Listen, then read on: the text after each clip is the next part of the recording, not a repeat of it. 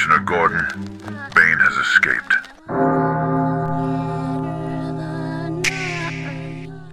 There is always a silent distance between the person you have been and the person you are in the process of becoming. That distance is not measured in years or achievements. It is measured in attention. The future version of you lives on the other side of sustained focus, while the past version survives on fragmentation. Before habits change, before discipline hardens, before identity shifts, attention must be repaired. A broken attention span keeps you trapped in the old self because neural rewiring requires uninterrupted signal. The brain cannot reconfigure itself while constantly interrupted. Every scroll, every notification, every artificial spike pulls you back into the same neurological grooves. Fixing attention is not a productivity trick. It is an existential requirement.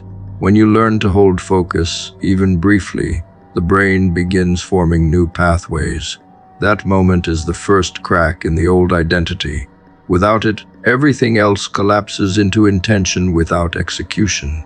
What most people misunderstand about dopamine is that it does not reward success. It rewards pursuit. Artificial stimulation hijacks that mechanism by offering reward without effort. Over time, the brain recalibrates its baseline. Real effort feels dull. Real work feels heavy. This is not a motivation problem. It is a chemical misalignment. To move across the gap between who you were and who you are becoming, dopamine must be earned again. That means chasing outcomes that require strain, physical exertion, skill acquisition, deep work, delayed reward. Each time dopamine is earned through effort, the brain relearns patience. It relearns respect for time. Pleasure becomes tied to progress instead of escape. This shift is painful at first because the old rewards disappear. That pain is withdrawal from a false system. Enduring it restores sovereignty over your internal chemistry. Triggers are not neutral. They are anchors tied to past identities. Music that floods emotion without effort. Games that simulate achievement without consequence. Explicit content that releases tension without intimacy. None of these are evil in isolation. They become destructive when they dominate your reward circuitry. Each trigger pulls you back into a familiar loop. The brain associates them with comfort and predictability. When you remove them, discomfort rises. That discomfort is the nervous system searching for its old crutch. Staying present through that phase is critical. This is where most people relapse. They mistake discomfort for deprivation instead of recalibration. Removing triggers clears space. In that space, clarity appears. Silence returns. With silence comes the ability to hear what actually matters. Attention is the gateway through which identity passes. Whatever holds your focus repeatedly becomes your future. This is not philosophy. It is biology. Neural networks strengthen through repetition. If your attention is scattered, your identity fragments. If your attention is disciplined, your identity coheres. Every moment you consciously choose where to place focus, you are voting for the person you will become. This is why distraction is so costly. It steals not just time, but direction. People often ask how to find purpose. Purpose is not found. It is built by sustained attention applied to meaningful strain. Without attention, purpose dissolves into noise. Time is the only currency that cannot be replenished. Money returns, energy recovers. Time moves in one direction only. Where you spend it reveals your true values, not your stated ones. Each hour invested in shallow stimulation compounds into years of stagnation. Each hour invested in growth compounds into capability. Being conscious of time does not mean obsessing over schedules. It means respecting the cost of every choice. When you choose distraction, you are paying with your future self. When you choose effort, you are investing in that self. The gap between who you were and who you are becoming is funded daily by these decisions. The mind resists this transition because it thrives on familiarity. Familiarity feels safe even when it limits you. When you begin removing easy rewards and demanding focus, the mind pushes back. It creates doubt. It magnifies fatigue. It offers rationalizations. This resistance is not failure. It is confirmation. You are leaving known territory. Staying steady during this phase trains emotional endurance. Emotional endurance is more valuable than motivation. Motivation fades. Endurance compounds. Each day you persist without relying on artificial stimulation. The baseline resets slightly. Over weeks, the change becomes noticeable. Over months, it becomes identity. There is a loneliness to this process. Fewer distractions mean fewer escapes from self-awareness. You will notice your thoughts more clearly. Some will be uncomfortable. Old insecurities surface. Unfinished business demands attention. This is unavoidable. Avoiding it keeps you static. Facing it accelerates growth. Attention amplifies whatever it touches. When directed inward with honesty, it exposes weaknesses. Exposure precedes correction. Correction precedes strength. This sequence cannot be rushed. It must be endured. The pain you feel during this phase is not regression. It is integration. As attention stabilizes and dopamine recalibrates, a new rhythm forms. Work feels cleaner. Rest feels earned. Pleasure feels sharper because it is no longer constant. The nervous system exits chronic overstimulation. Calm emerges naturally. With calm comes strategic thinking. Decisions improve. Reactions slow. This is the quiet power of focus. It does not announce itself. It restructures everything beneath the surface. People around you may not notice immediately. Results appear later. Internally, the shift is unmistakable. You feel aligned. That alignment is the bridge closing between old and new. Identity change is not achieved through declarations. It is achieved through environment control, attention discipline, and reward realignment. Remove what weakens focus. Add what demands effort. Repeat without drama. The process feels slow because it is foundational. Foundations are invisible until the structure rises. Most people quit here because nothing looks impressive yet. Staying committed despite that is what separates transformation from fantasy. The gap closes silently. One day, behavior reflects intention without force. That is the moment the rewrite completes. Pain announces itself long before meaning does. It enters quietly at first, disguised as discomfort, hesitation, a low-grade resistance you cannot explain. You try to outrun it through distraction, noise, comfort, and borrowed purpose, but it follows because it belongs to you. This pain is not an enemy. It is the signal that you are standing at the edge of a truth you have avoided. Becoming yourself requires walking straight through that signal rather than negotiating around it. The discomfort grows because your old patterns feel threatened.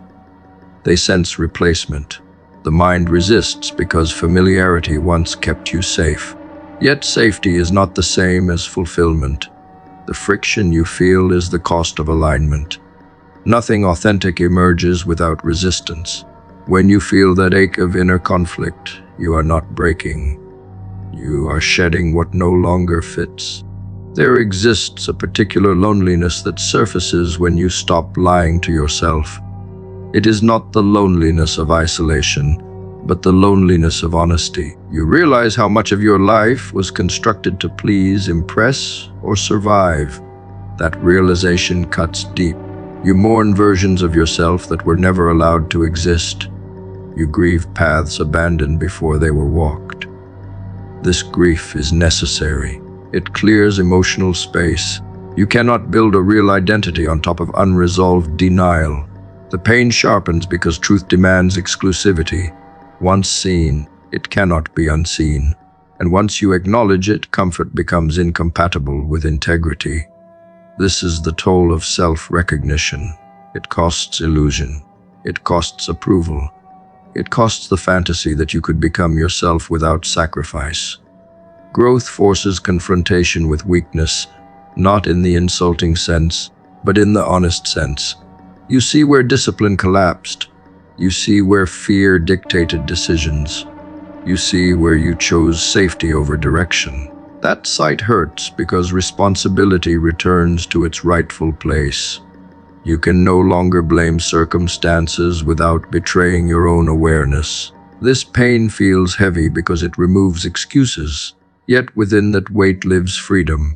Responsibility restores agency. It hands you the pen again. You stop waiting for permission to evolve. The pain marks the transition from victim to architect. And architecture always begins with demolition. A strange tension arises when the old identity starts to dissolve. Habits that once felt natural now feel misaligned. Conversations lose their appeal. Environments feel restrictive. You sense the gap between who you are becoming and where you currently stand. That gap burns. It tempts you to retreat back into familiar comfort. Many do. They confuse the discomfort of growth with the danger of failure. But the tension is proof of expansion. Muscles ache when they grow. Minds ache when they rewire. Souls ache when they align. The pain is not asking you to stop. It is asking you to continue. Transformation carries a cost that few discuss openly. You lose people who benefited from your old self. You lose roles that relied on your compliance. You lose identities that kept you small enough to be manageable. That loss feels personal because it is. You are dismantling agreements you never consciously signed. The discomfort intensifies because the world resists your evolution. It prefers consistency over authenticity. Yet every step forward strengthens your internal spine. You learn to stand without applause. You learn to act without reassurance. You learn to validate yourself through action rather than approval. This is painful because it is unfamiliar. It is also powerful because it is permanent. Discipline becomes a form of self-respect during this phase. You stop negotiating with impulses that sabotage your direction. You stop romanticizing comfort that keeps you stagnant. Each disciplined action hurts at first because it contradicts old conditioning. But that pain carries momentum. It builds evidence. Evidence builds confidence. Confidence reduces internal conflict. Slowly, the pain shifts character. It becomes purposeful rather than chaotic. You feel the difference between suffering without direction and suffering with intent. One drains you, the other shapes you. Silence grows heavier as you strip away distractions. Without constant stimulation, unresolved thoughts surface. Old fears knock louder. Doubts demand attention. This is the crucible where many retreat. They reintroduce noise to escape the confrontation. But staying present with discomfort allows integration. You process what was buried. You resolve what was postponed. This emotional labor is exhausting because it requires presence. Yet presence is the only way through. Avoidance multiplies pain. Engagement metabolizes it.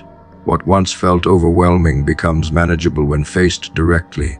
Identity reconstruction is not dramatic. It is repetitive. You choose the harder action daily. You resist shortcuts. You endure uncertainty without immediate reward. That repetition is painful because progress feels invisible. But invisibility does not equal absence. Change accumulates beneath the surface until it becomes undeniable. One day you respond differently to a challenge that once broke you. That moment confirms the process worked. The pain you endured was not wasted. It was invested. There will be moments when you question whether the cost is worth it. When comfort tempts you back with familiar promises. When doubt whispers that staying the same would be easier. Those moments test commitment. They ask whether you value truth more than ease. The pain returns briefly to remind you of the alternative. A life half-lived, a self never fully expressed. That reminder steadies resolve. You move forward not because it feels good, but because it feels right. Deliberate injury to the ego sounds violent because it is. The ego was designed to keep you consistent, predictable, survivable within yesterday's environment. It remembers what once worked and defends it with ruthless loyalty. When growth demands an upgrade, the ego interprets that demand as a threat to identity.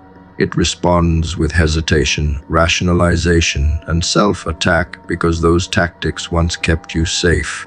The discomfort you feel is not malfunction.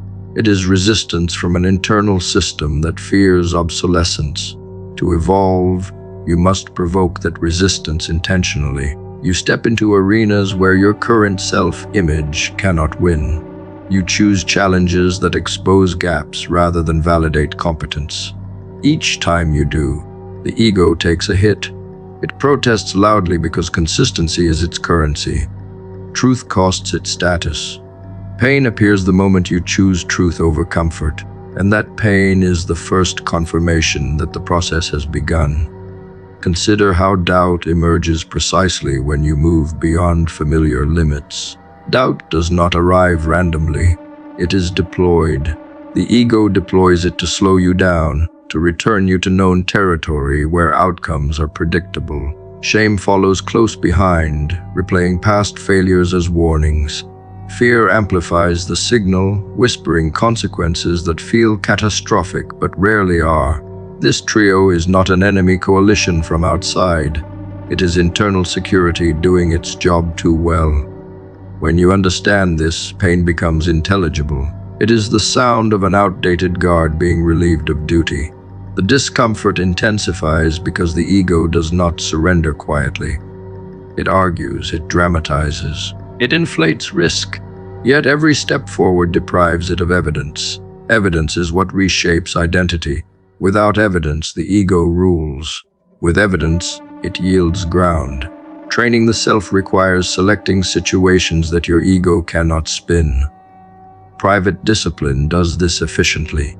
There is no audience to impress, no story to tell, no external validation to lean on. Only action and result remain. Each completed task delivers a blow to the illusion that you are incapable. Each unfinished task reveals where discipline must be sharpened. This clarity hurts because it removes narratives. The ego thrives on narratives. Reality starves it. Pain emerges when narrative collapses under data. That pain is productive. It forces recalibration. You stop asking who you think you are and start proving who you can become. The gap between belief and behavior narrows, not through affirmation, but through repetition. Repetition is merciless. It cares nothing for self-image. It only records what you do. When you choose challenges that threaten identity, time stretches. Minutes feel heavier. The mind searches for exits. This is not boredom. It is identity under strain. The ego attempts to escape by redirecting attention, inventing urgency elsewhere, or questioning the value of the task. Staying present during this phase is an act of rebellion. Presence denies the ego its favorite weapon, avoidance. Pain spikes because avoidance has been blocked. What remains is raw engagement. Raw engagement builds capacity. Capacity builds confidence. Confidence emerges later after enough evidence accumulates. This sequence cannot be reversed. Pain is the entry fee because comfort would preserve the old structure. Each session you endure without retreat teaches the nervous system a new baseline. Over time, what once injured the ego becomes routine. The ego adapts or dissolves. Social friction accelerates ego injury. When others question your change, mock your discipline, or minimize your goals, the ego scrambles for approval.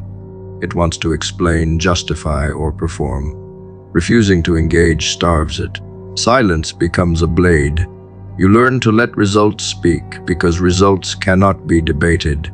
This restraint hurts because the ego feeds on recognition. Yet, restraint builds internal authority. You no longer outsource validation. You produce it. Pain marks the transfer of power from external mirrors to internal standards. That transfer is irreversible once complete. Failure is another precise instrument. Not failure as spectacle, but failure as data. Each miss exposes assumptions you did not know you held. The ego hates exposure. It prefers ambiguity where excuses can hide. Precision wounds it. Reviewing mistakes without emotional theatrics injures the ego directly. You stop protecting the self-image and start refining the system. Pain surfaces because protection has been removed. What replaces it is competence. Competence does not require belief. It requires process. Process compounds quietly while the ego complains loudly. There is a moment when the ego attempts negotiation. It offers partial effort, symbolic discipline, or performative struggle in exchange for relief. Rejecting this offer is critical. Partial commitment preserves the illusion of progress without delivering change. Full commitment threatens identity but delivers results. Choosing full commitment hurts because it leaves no refuge. The ego loses leverage. It cannot claim effort without outcome. Pain is the price of integrity. Integrity simplifies decision-making. Simplicity increases speed. Speed reveals capacity. Capacity rebuilds identity on sturdier ground. As the old identity erodes, emptiness appears. This emptiness alarms those unfamiliar with transformation. They label it confusion or loss. It is neither. It is space. Space is required for construction. The ego panics here because space means absence of narrative. Sitting with that absence without filling it with distraction is advanced work. Pain persists because the mind is unused to operating without a story. Over time, a new story forms, authored by action rather than imagination. The pain fades not because you avoided it, but because it completed its function. Eventually, the signals change. Doubt still appears, but it no longer dictates direction. Shame loses its sting because evidence counters it. Fear becomes informational rather than paralyzing. These shifts indicate that the ego has been reconditioned. It now serves growth instead of resisting it. The pain you once associated with confrontation becomes a familiar marker. It tells you you are operating at the edge of capacity. Edges are where evolution occurs. Comfort recedes as a priority. Alignment takes its place. Completion does not mean the absence of ego. It means governance. The ego becomes a tool rather than a master. You can deploy confidence without delusion and humility without collapse. That balance was paid for through intentional discomfort. The pain was not punishment. It was instruction. It taught you where identity needed to break so truth could take its place. That is why this process demands courage repeated daily. You are not destroying yourself. You are refining authorship over who you become. Pain is not random noise in your system. It is targeted feedback. The moment discomfort spikes, something essential has been touched. Growth does not announce itself politely. It presses on the exact places you have avoided, rationalized, or protected for years. That pressure feels personal because it is. It reveals the boundary of your current identity. Most people misread this signal as danger and retreat. They tell themselves stories about timing, readiness, or fairness. In reality, the pain is a directional arrow. It shows you where expansion is possible and where the old version of you ends. When you turn away from it, you reinforce the existing structure. When you move toward it, you force adaptation. Adaptation always begins with friction. That friction is the nervous system updating its expectations. Each step taken under discomfort rewrites what you believe you can survive. Survival becomes capability. Capability becomes identity.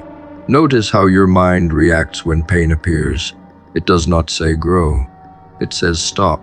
It floods you with images of failure, rejection, or exhaustion. This response is ancient. It evolved to conserve energy and avoid risk. In modern life, this same mechanism blocks evolution. The pain you feel during change is rarely a sign of harm. It is a sign of unfamiliar territory. Familiarity feels safe even when it is destructive. Unfamiliarity feels threatening even when it leads to freedom.